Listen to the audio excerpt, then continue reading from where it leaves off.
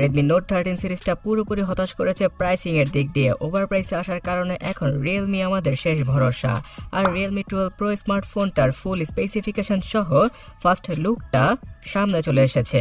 Guys, Realme 12 Pro স্মার্টফোনটাতে এবার সর্বপ্রথমবারের মতো Realme number সিরিজে পেরিস্কোপ জুম লেন্সের ক্যামেরা থাকবে।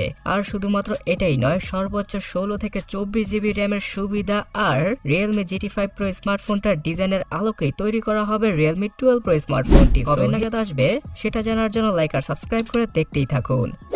গাইস, Realme 12 Pro স্মার্টফোনটার পেছনে এবার প্লাস্টিকের ডিজাইনকে ইউজ করা হলেও এই ডিজাইনটা পুরোপুরি তাদের ফ্ল্যাগশিপ স্মার্টফোন থেকে নেওয়া হবে। সো এই ডিজাইনটা আপনাদের কাছে কেমন লাগছে অবশ্যই কমেন্ট করে জানাবেন। এই ফোনটার ফ্রন্টে আবারও সেই কার্ভ সুপার অ্যামোলেড প্যানেলের ডিসপ্লেকে ইউজ করতে যাচ্ছে Realme, যার রেজলিউশন এবার 1.5K হবে। তার পাশাপাশি 120 হার্জের রিফ্রেশ রেট, HDR10+ এর সাপোর্ট সহ সব ধরনের প্রিমিয়াম ফিচার থাকবে মিড বাজেট ক্যাটাগরির এই ফোনটার ডিসপ্লেতে। সো এক কথায় বলতে গেলে কার্ভ ডিসপ্লে দেখলে যে কেউ তার প্রেমে পড়ে যায়, আর Realme 12 Pro স্মার্টফোনটার প্রেমেও পড়তে বাধ্য হবে যে কেউ। সো শুধুমাত্র ডিসপ্লেই নয়, এবার Realme ক্যামেরা সেকশনে মারাত্মক কিছু নিয়ে আসছে। প্রথমবারের মতো মিড বাজেট ক্যাটাগরিতে অথবা তাদের এই নাম্বার সিরিজে পেরিস্কোপ জুম লেন্সকে আনবে তারা। Realme 12 Pro স্মার্টফোনটায় 3x এর পেরিস্কোপ জুম লেন্স থাকতে পারে, তবে 12 Pro Plus স্মার্টফোনটায় পাওয়া যেতে পারে 5x এর জুম লেন্স।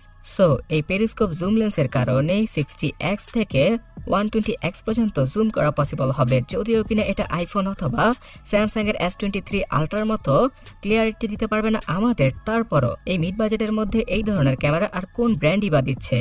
তাছাড়া 50 মেগাপিক্সেল অথবা 108 মেগাপিক্সেলের মেইন ক্যামেরা সেন্সর থাকবে এই ফোনটার পেছনে।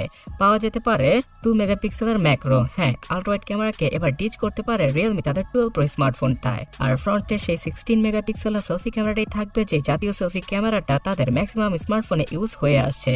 সো প্রসেসর হিসেবে কি দিয়েছে Realme সেটা একটু পরে জানাচ্ছি, তার আগে এর র্যাম সম্পর্কে জানা যাক। 8GB, 12GB অথবা সর্বোচ্চ 16GB র্যাম ভ্যারিয়েন্টের সাথে আসবে Realme 12 Pro স্মার্টফোনটি। এখানে সর্বোচ্চ 256GB'র UFS 3.1 ক্যাটাগরির মেমোরিকে ইউজ করা হতে পারে। এছাড়া গ্যাস, এই র্যামকে আপনারা সর্বোচ্চ 24 থেকে 30GB পর্যন্ত ভার্চুয়ালি ইনক্রিজ করতে পারবেন, যেটাকে আমরা ভার্চুয়াল র্যাম হিসেবে জানি। তার সাথে out of the box Android 14 এর সাথে আসবে Realme 12 Pro সিরিজের সবগুলো স্মার্টফোন। কিন্তু এই ফোনটার সফটওয়্যারের ভেতরে অনেক বেশি অ্যাডসের দেখা পাওয়া যাবে, আর অ্যাপসগুলো মানে ব্লোটওয়্যারগুলো তো ভরে ভরে দিয়ে দেবে Realme। সো অবশ্যই ফোন কেনার সাথে সাথেই এই সকল আবর্জনাগুলোকে দূর করে ফেলবেন, এতে করে খুব ভালো একটা এক্সপিরিয়েন্স পাওয়া যাবে Realmeর ফোন থেকে।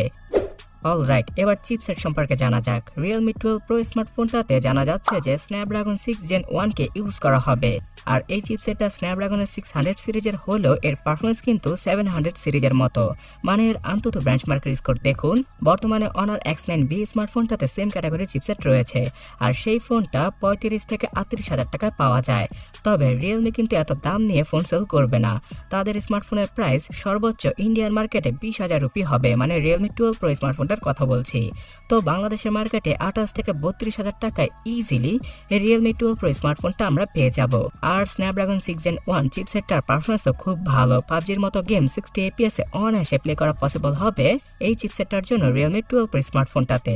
সো এখন আবার আপনারা কমেন্টে জানাবেন না যে Snapdragon 6 Gen 1 নয়, Snapdragon 7 Gen 3 সাথে আসবে Realme 12 Pro স্মার্টফোনটা। আসলে গ্যাস, Realme 12 Pro Plus স্মার্টফোনটা Snapdragon 7 Gen 3 সাথে আসবে, যার প্রাইসও বেশি হবে, আর সেই ফোনটাতে ফিচারও অনেক বেশি থাকবে। সো সেই ফোনটা নিয়ে ভিডিও আসবে খুব শীঘ্রই, তার জন্য সাবস্ক্রাইব করে সাথেই থাকুন। আগামী মাসেই MWC অনুষ্ঠিত হতে যাচ্ছে, যেখানে কিনা Realme এই ফোনগুলোর পাশাপাশি তাদের আপকামিং টেকনোলজি সম্পর্কে আমাদের জানাবে।